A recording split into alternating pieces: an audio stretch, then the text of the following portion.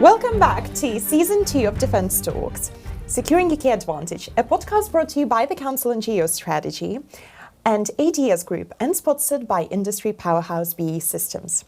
This season, we continue to explore the key questions that shape defence, technological and national security agendas in the UK and unpack the main themes in British defence in the context of intensifying geopolitical competition. The UK and its allies and partners face an increasingly competitive and unstable world. The challenges include Russia's outright aggression and the war in Ukraine, China's counter-systemic challenge to a free and open international world order, our own unpreparedness to continuously generate the power needed to underpin the free and open international world order. Now, for example, defence spending still remains very low by historical standards, even when taking into account the recent rises in Poland, Germany, Japan or other countries. Now, in today's episode, we will talk about how the United Kingdom and its allies and partners can enhance their preparedness for the possibility of prolonged strategic confrontation in terms of the strength of the alliance, defence industrial capacity and societal and political base.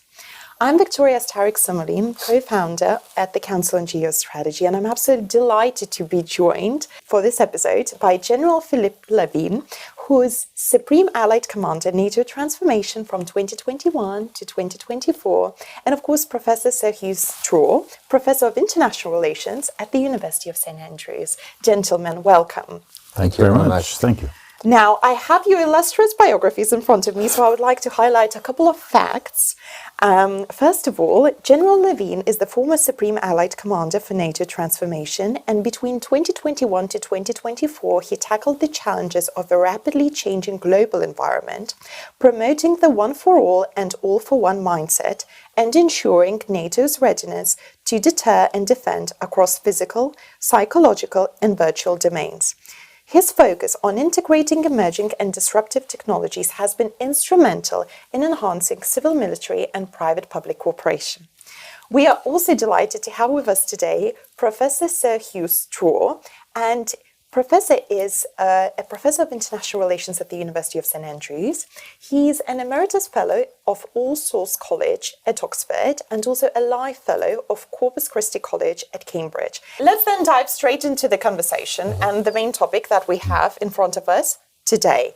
And the topic is a very important one. So the UK and Europe.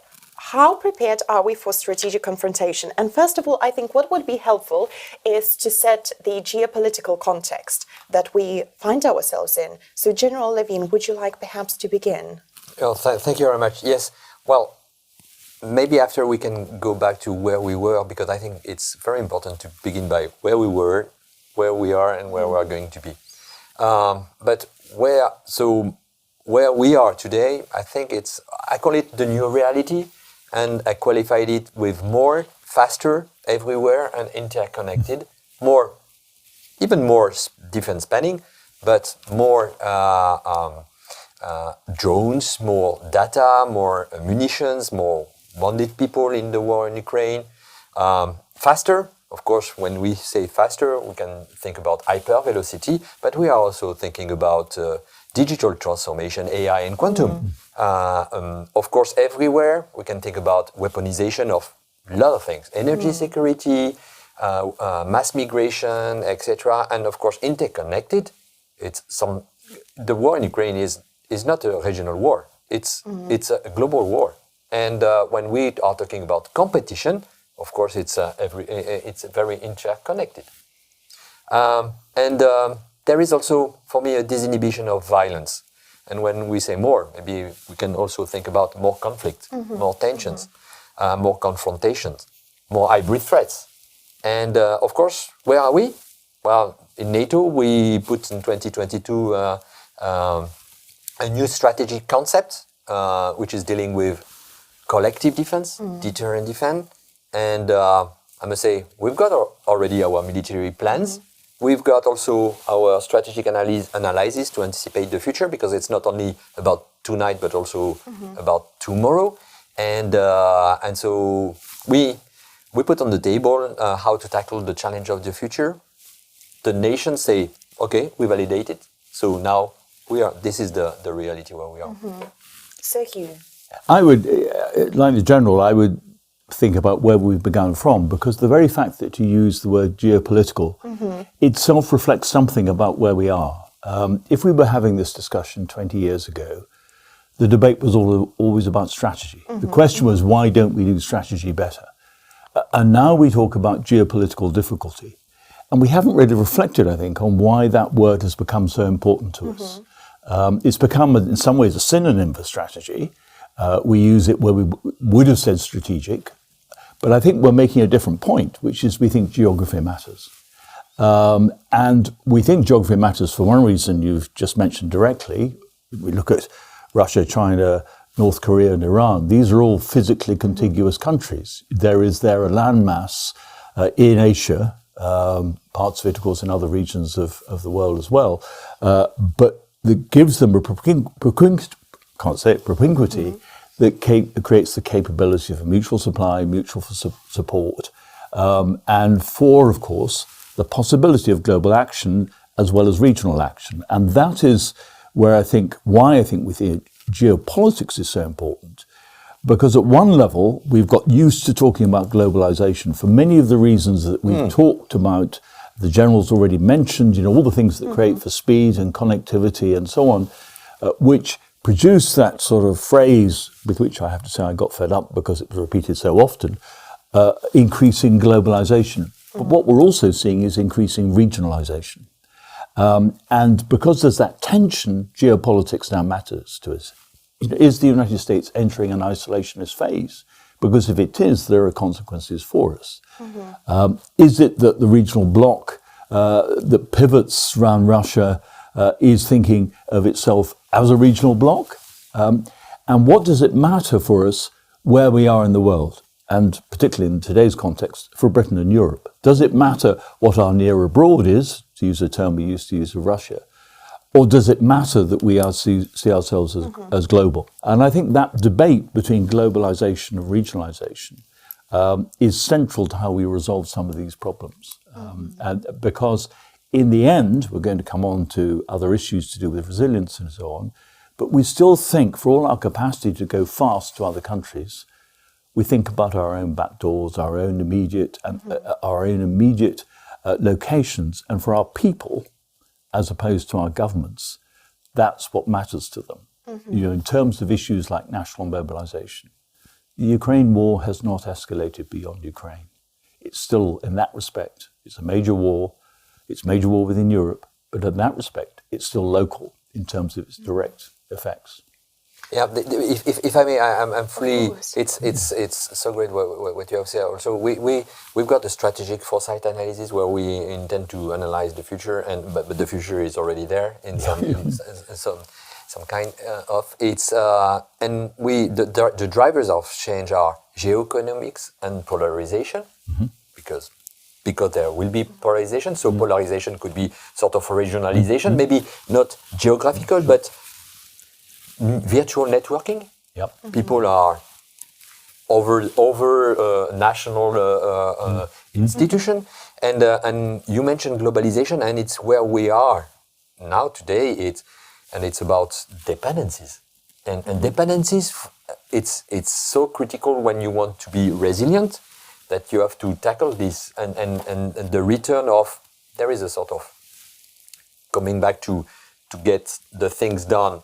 A certain number of things done in your group, for example. I would agree completely. I'm not going to dissent from that. But I think the point really is that there is a tension here between all those pressures that you talk about, the immediacy that you've got in terms of global communications, and a sense of place. And the arguments about protectionism, of course, are couched, some of them in regional terms, largely in regional terms, but of course they're being played out globally in terms of what they do and what their impacts will have. And maybe for the defense, just to go, because I'm military, to go a little bit to that point also, where we are coming from is it's about peace dividends. So when I was calculating, there is no plus, only minus. So we were reducing everything. So loan stock, etc. There is a fragmentation also of industry, for example, in Europe, And so we've got less interoperability, and we know that to win you need a team and to be good at the team, and there was no sense of urgency.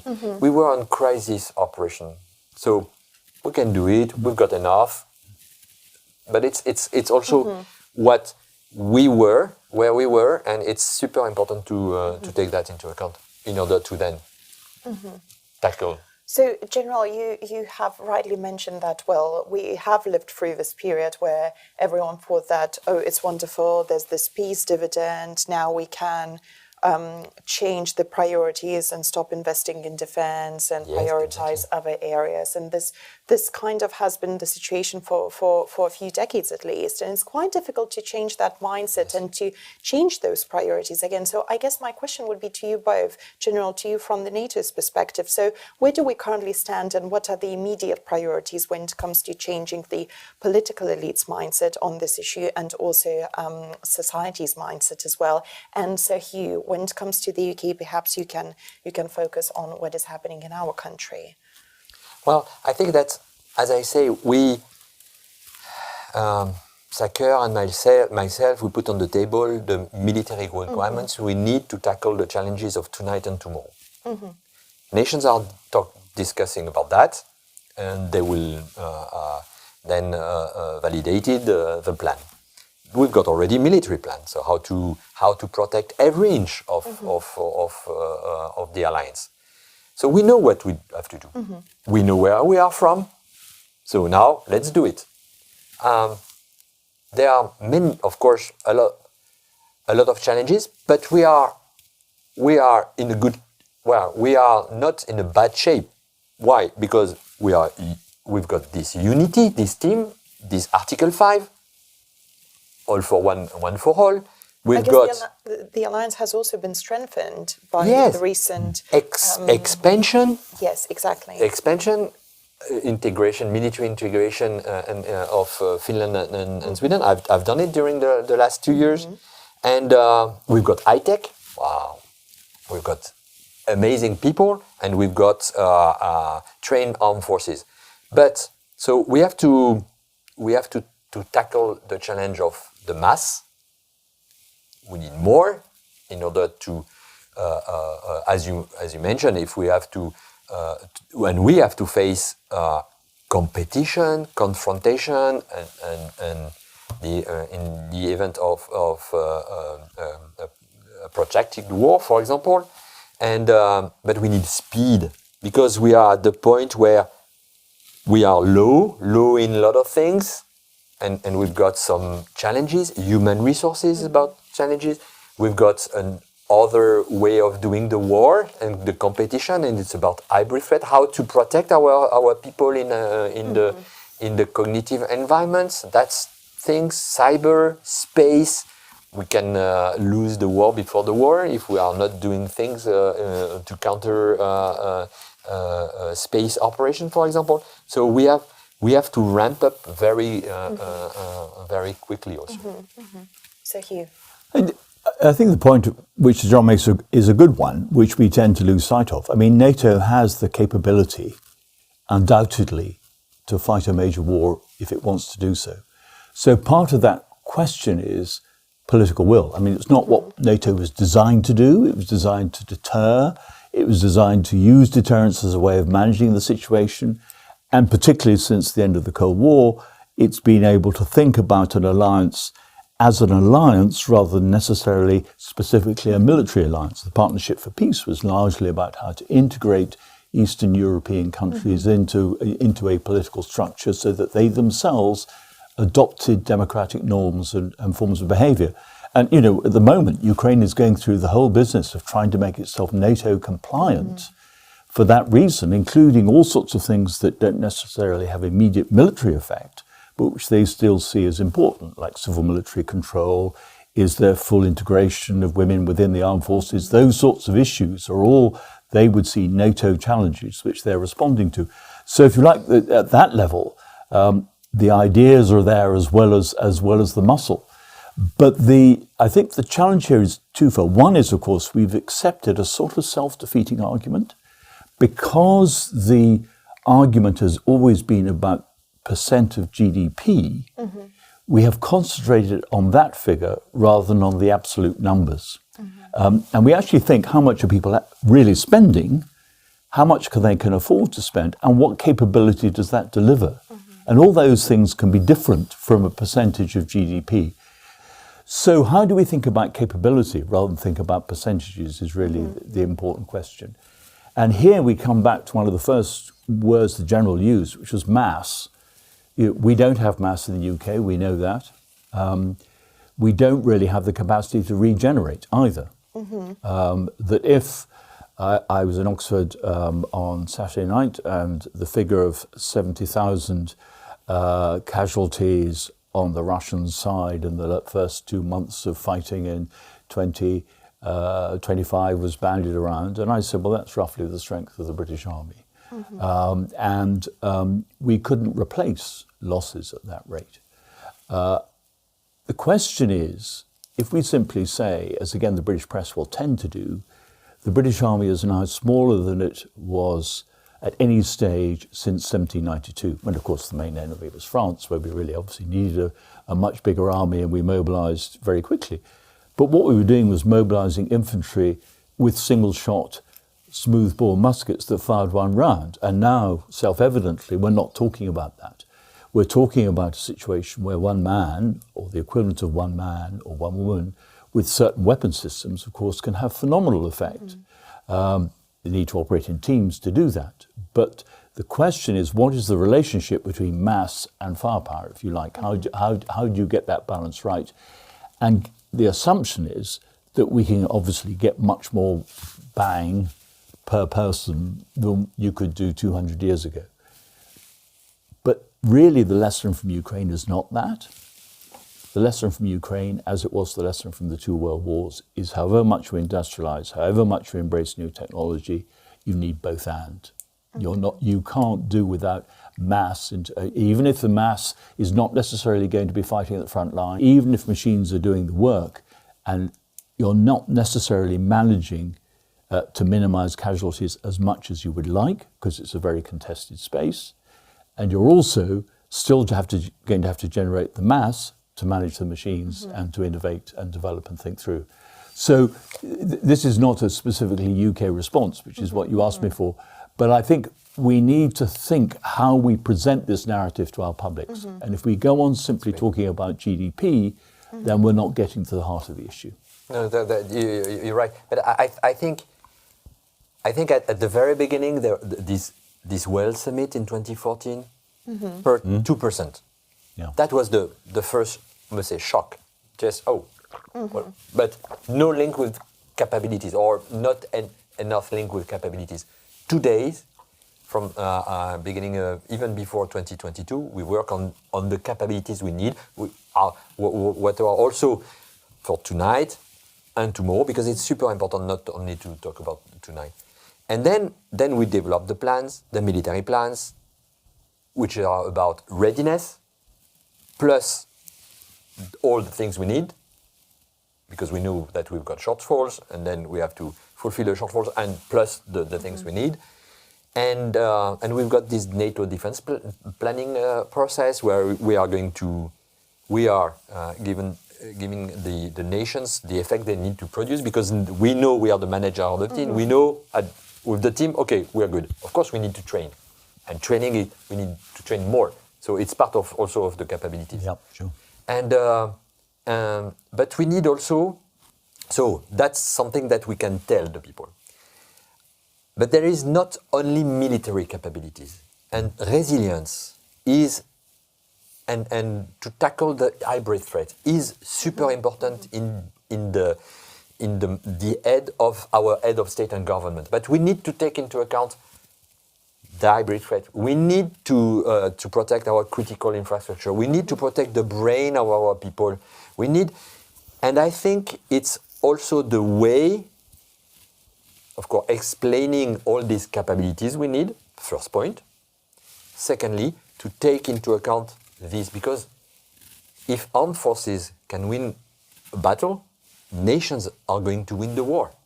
If I can, I agree entirely with that, and I think I would put it, if I can put that in a UK context, when we had the last defence review, there was promise of a national resilience review as well. And in the end, the last government produced a national resilience framework. They didn't produce a review.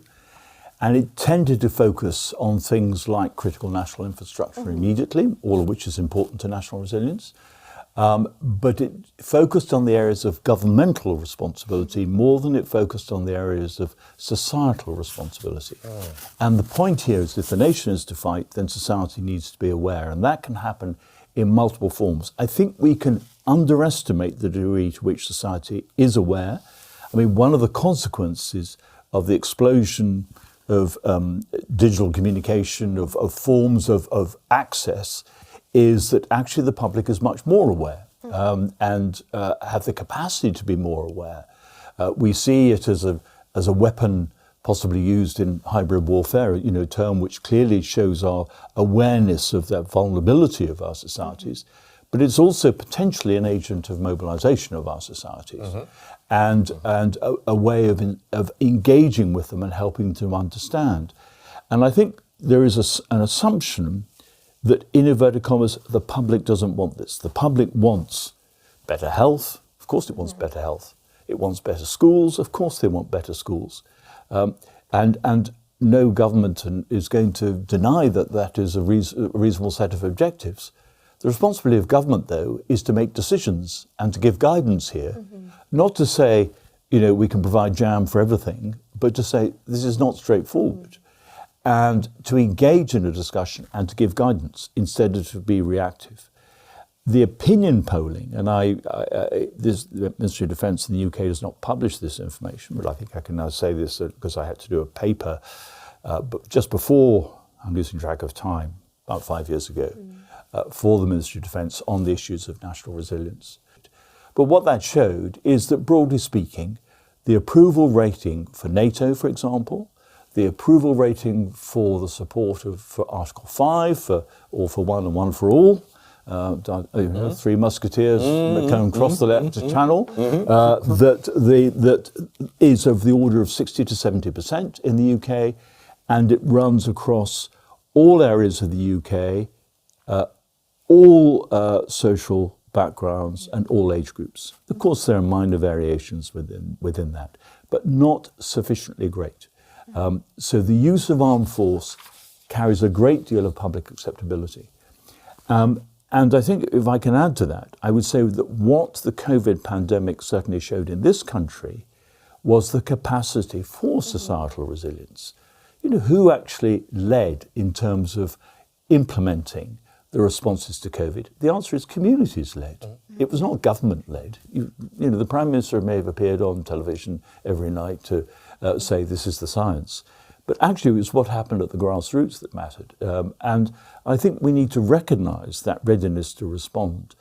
And we also need to realise, following on from that every day all of us deal with machines in our phones and in our computers when we're having to observe protocols to do with security automatically. This is a way of beginning the process of awareness and understanding in what we do in our daily lives. And when we talk about issues like ransomware and cyber attack, then we need, that is an issue to do with public education and public understanding, just as much as the advice is, if there's going to be a storm, have some water, have your batteries ready for your torches.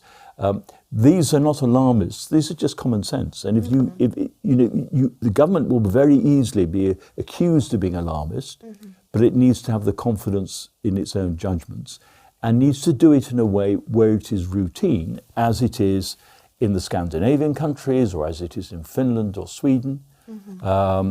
In France, President Macron has wanted to encourage a fresh debate about the role of national service. Germany has wanted to talk about, although they, like France, moved away from conscription, there is a debate going on about the possibility of the need to return to it. So there are more extreme forms of this, clearly, in terms of actually requiring service. And of course, Sunak raised it when he was Prime Minister. But you don't have to begin there. And if you begin there, the British press immediately say, oh, this is a return to conscription, this is the 1950s, and they evoke a totally wrong impression of what defence today involves. The one thing, I'm a historian, the one thing we need to do is obliterate history in its use in terms of a popular narrative. It really doesn't help a sophisticated discussion when you're dealing with some continuities, of course, but with really dramatic changes, as the generals made clear.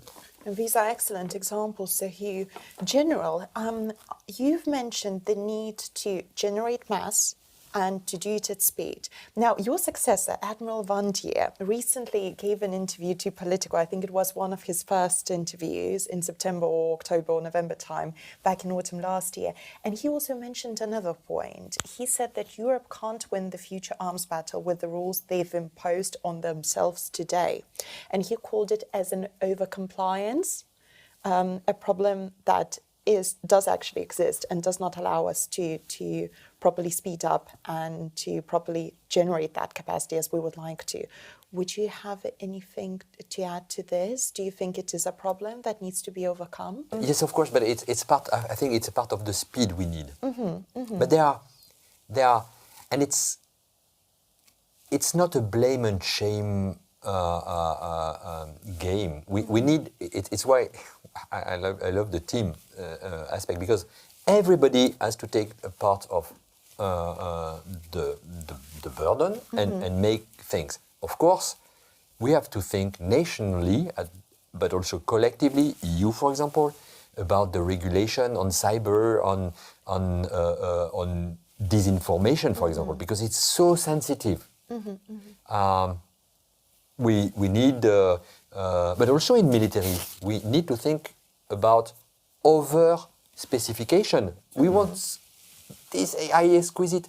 Yes, but we need also what I call the OK tech, because we need the mass, and we need also to sustain the model we want to have in order to be either ready or to sustain the confrontation or the conflict. And we need to tackle the challenge of critical infrastructure targeting, because what we have what the Russian war in Ukraine highlight is that critical infrastructure are targeted, and when critical infrastructure, people, they don't have the energy, they don't have electricity during winter, and so and then, as I say, the nations are going to it's the nations who are going to win the war or to resist. So you have institutions, governments, armed forces, everybody. We have to protect this. I think there's another thing that comes out of the Ukrainian experience that's relevant to this and to your question, which is the role of small companies within this structure. That they have the capacity to adapt much more quickly. They're very often doing small production runs. Indeed, that's part of the problem. If they've got a bright idea, how do they expand it into production at scale and series production? But also, they're able, because they are small, to get inside the pace of innovation, coming back to the tempo and time point that the generals made. That, you know, if the cycle is changing and evolving every 12 weeks, for example, and in the Russo-Ukrainian war, then the danger is you're always behind the curve. And there will always be elements of all armed forces that will be traditional. You'll be integrating new things on top of old things. You're not simply going to get rid of all the old because you can't afford to do that. So you're going to have to integrate the two. But if you're innovating continuously, you have to be ready to research and develop and take risk quickly. It's not just a question of here's a bespoke project which the Ministry of Defence, whichever Ministry of Defence thinks it would like, goes to order, discusses with the company as to how it will be refined. As you say, there's a token, General, of determination for this to be perfect, to counter every possible time. Instead, the pressure is to get things out in the field quickly and to learn by adaptation. I worked primarily on the First World War, hardly relevant to this, you might think, and I said no to historical examples. But the tank for France and Britain is being developed during the course of the war by trial and error. Combat experience is directly relevant to what is then done in terms of design. Because you're working at pace. It's not a 10-year production cycle. It's a 10-week or 3-month production cycle that you're working through. And we haven't got the ability to do that easily at the moment because procurement has been caught in a cycle partly of as Admiral Vendier has said, of over-regulation perhaps and determination too, but also a determination that actually the companies concerned must have sufficient production run guaranteed in order to enable a return on the investment. And that, of course, is very hard if you've got small armed forces with low levels of consumption. There was an argument in this country after the invasion of Ukraine that the market would respond. If there's a demand for shells, which there was for artillery in Ukraine, then the market will respond. The market won't respond because, first of all, it hasn't got the plant or the skilled labour. And if it invests in the plant and skilled labour, it needs to show its shareholders that there will be a profit at the end of all that they're not going to be lumbered with 1 million rounds that they can't expend, which are then going to go out of date. So there has to be some element of governmental cooperation, if you like, at the macro level. And at the micro level, there has to be an intimate discussion between those doing the development. We're talking again about the role of civilians within all this. It's not just a military activity. Between the development in the field and combat experience, a loop created there where the innovation is continuous and refinement is possible. I think exactly things are moving, definitively, but we need to move them at the speed we need them. I think that it's also coming, and it's where I need the team. It's also we need to switch from a defensive mindset to a more proactive approach, shape and contesting mindset. We need it. If we want to deter, it's not only when you react, of course. We need to create this ecosystem around the table, R&D, academia, military, industry, tech, not only defense industry, tech industry. We need also to think about moving from a platform-centric to a software-centric. That means that we need platform. We need, of course, and we need some high-exquisite, but we need to versioning the arm system, the weapon system, at the speed of the battle, of the technology. That means that Microsoft is, you've got on your phone a new version every night, or so we need to be able to do that. But to do that, also, we need this digital transformation. And this digital transformation is not, of course, it's requiring infrastructure, but it's requiring for the politics, the political level, to work on the data sharing policy. Otherwise, you will create the most beautiful engine, but you can't put any fuel in which are the data. You need also to struggle against the risk adversity. You need to outthink. And we need this young startup and medium, but even the big one. And of course, it's buy, adopt and adapt philosophy that we need also. Yeah. And that's changing. There are air-to-air missiles which are now used for ground-to-ground systems. That's great. You can put everything on a platform now at the speed of relevance. It was impossible before. You have to think in the future about open architecture, agnostic of anything. Sensors, C2, and effectors. You need to build the data with open source way, because we don't want to have dozens of different norms, helicopters, shells, and we in NATO, we are writing and we are working on norms and standards, and let the nation apply them. That's fascinating, General. You've mentioned a couple of times now the need to work as a team. And I guess I would be curious to understand more, how do we distribute those responsibilities among allies? So how do we determine who's responsible for what? And how do we ensure that we actually are working efficiently together? So Hugh, General. That's probably the question. That's a good point. First of all, as I say, nations, they are in this alliance. Nations are developing 95% of the capabilities. 95%. 5 are developed by ACT, ACO for C2. Some logistics, medics, and digital transformation, etc., etc. So it's only 95%. Then of course, we say that either you can have interoperability by design because it's super important, or you produce the equipment multinationally or as a whole. EU is doing a lot on that with this new defense industrial strategy, and now this new European defense industry program, incentivizing the multinational cooperation. But I think we need more. We need a sort of a big plan for a strategy for and you mentioned it. We need different line of production, because if we've got only one line of production, it will be the bottleneck when we want to ramp up. So we need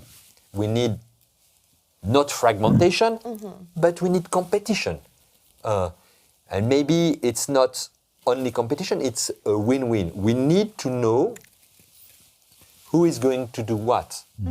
And I think it's at the political level they have to do.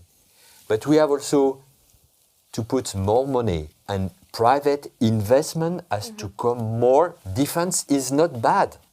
I think the key point that relates to this is the point the General made earlier about wanting software rather than platforms, because that is an easy entry point. The challenge is, if you are going to build ballistic missiles, if you're going to build aircraft carriers, if you're going to build a new main battle tank, then clearly the demands in relation to plant and raw materials become capital intensive. And at that point, it's very hard to see how private industry responds quickly without government incentives and government support. In fact, private industry won't respond quickly to those circumstances. So the question is, are there good things in both these models from which you could borrow to make them work? Because you're actually going to need both. You're going to need the software, and you're going to need the hardware for to look at the top end. And I think it's the hardware that we are sort of fixated with, because what we see is indeed excessive refinement. We see cost overruns, particularly, of course, it's repeat refrain here. We worry about defence exports as a way of funding these things. There's a concern that the Ministry of Defence does not pay on time, despite having asked for endless refinements. So you have shareholders that are going to be worried, of course, that they're not getting returns. You therefore need companies with big capital, and some, of course, of Britain's defence companies do have large capital, so they can ride that.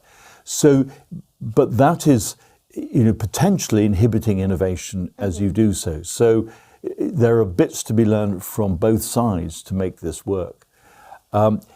We always used to think it would be a good idea if we specialised a bit. If Britain sees itself as a maritime power, does it think about the naval capability and so on? That doesn't seem a particularly productive way to me to think about this. I'd be interested to hear what the General thinks, in terms of, but you may need many countries to cooperate, or several countries to cooperate to produce the new fighter of the future, the new aircraft.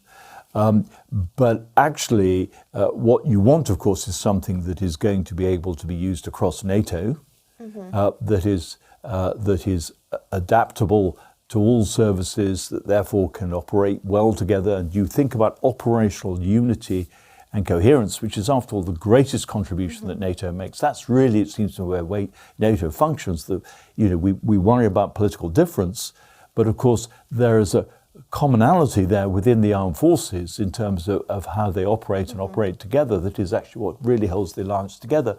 But if you have different equipment, then that can present a challenge. And if you can't speak to each other, that can present a challenge. And of course, NATO is aware of these problems. Why doesn't NATO have a common fighter? Why doesn't NATO have a lot of common things? And it can well be, of course, that competition produces innovation, and so there's a value in that. It works with the market. It works with the liberal values for which NATO is standing. So there are all sorts of arguments on the other side. But there is, again, a tension here, for which the payoff is potentially on the battlefield. And you have to think. And maybe, if I may also, is it's not just inside the defense sector. We need services. We need services from the private sector in space. For example, if you want to increase the space domain awareness, then you can ask company who's got telescope looking at the sky. When you're looking at the sky, you can find not only the stars, and then you've got also companies that are hearing the signal from the satellites. And then when you fuse all of that, you've got unclass space domain awareness. And then when something happens, a satellite closing to another, you see it, and then it's unclass, you can attribute and communicate to the people, because it's super important to attribute things. But it's the same in logistics. We need logistics. We don't have logistics for the reinforcement from the west to east. And you were talking about COVID, and during the COVID, logistics were the big companies. They used to continue to work in contested environments. So logistics is also another example. General and Sergio, I'm afraid our time is running out, but I would like to summarize our discussion, and I would like to ask you to highlight 3 main action points. First of all, General, to you, how do we increase our defense industrial base resilience and its ability to deter? And Sergio, the same question, but just on the societal resilience point, please. Continue and invest more. That's the first point. We need more. I think definitively we need this big strategy for taking into account our strength, our gaps, reduction of dependency, for example, and we can talk about critical raw material here. But to try and organize it from the development with suppliers, not after suppliers coming. No, we need to have this team of the defense industry, the tech industry, and the suppliers, and to organize from this to the lines of production, agility of the lines of production, and the ability to store and to sustain it. That's super important. Thank you. And Sergio? In terms of societal resilience, I think that the challenge here is essentially one of communication. It is making people realize that much that they're doing is already contributing to defense.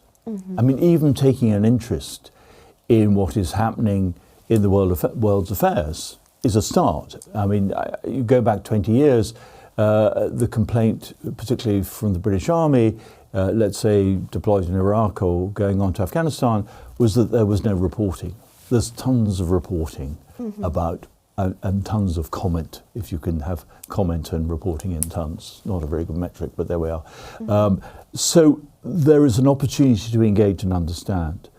There is a public awareness, which is shown by those who are followers of President Zelensky online, for example, who check up each day on what he's saying. That is a degree of awareness which I think in this country is often underestimated. And the blame tends to be put on the electorate when the electorate are actually comparatively easily mobilised. I use the word mobilised advisedly because I'm not talking here about how do we produce a mass army, which I think is beginning at the wrong end of the equation. I mean, we've had statements on that point by the former Chief of the General Staff. We've had statements on that of that sort from former Prime Minister. And that, of course, could be a real question. I don't think it's an inappropriate question to ask.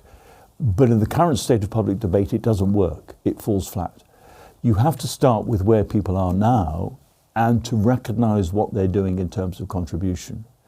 And if you take a very small example, but one the Ministry of Defence here would always take, and reasonably so, trauma surgery in this country was transformed by the experience of Helmand, casualty evacuation, quick response times. Things were then transported from there back to the National Health Service to the benefit of thousands of people caught in traffic accidents or whatever else. And nobody's disputing the role of medical services in times of war and their potential mobilisable roles.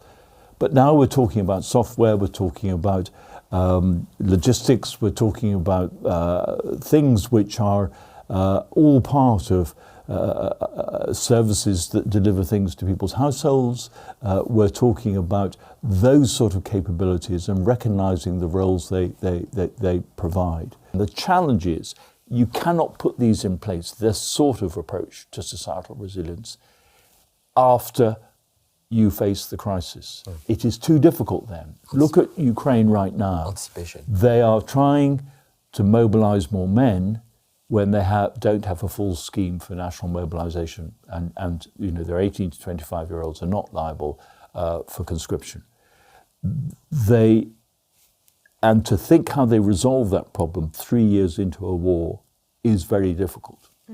Britain left it till 1916, first of all. But what I would just say is why you need it, and it is that it's not just to put infantry into the front line. It is the mobilisation of the skills across society for the purposes of a war which will involve, as the General said very clearly, the whole nation. And therefore, what skills do people bring? And plenty of skills will be totally irrelevant to the battlefield in any direct sense, but completely irrelevant in relation to the conduct of the war. If you do it in peacetime and you do it as a part of normal practice, then the transfer is still dramatic, of course, but it is eased and the state has the structure and the expectation. General Lavigne, Sir Hugh, thank you so much for your time and insights on this very important topic on how we can and should prepare for the possibility of prolonged strategic confrontation and conflict. This is Defence Talk, Securing the UK Advantage, brought to you by the Council on Geostrategy in partnership with ADS and sponsored by BAE Systems. You can listen to all our past and upcoming episodes on Britain's World, our online magazine. Please visit www.britain'sworld.org.uk/Defence Talks. To find out more about this podcast, please visit our website at www.geostrategy.org.uk/Defence Talks. And until next time. Thank you very much. Merci. Thank you. Merci.